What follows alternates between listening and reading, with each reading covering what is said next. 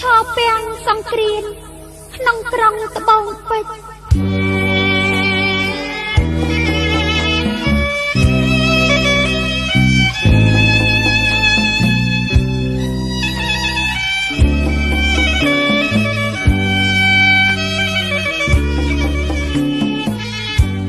អនិច្ចាថ្នាប់ខ្មែរថាក្រុងបុយរិនរកខាផ្សារខ្លោចហើយឆាន់ថ្នត់មិនរបប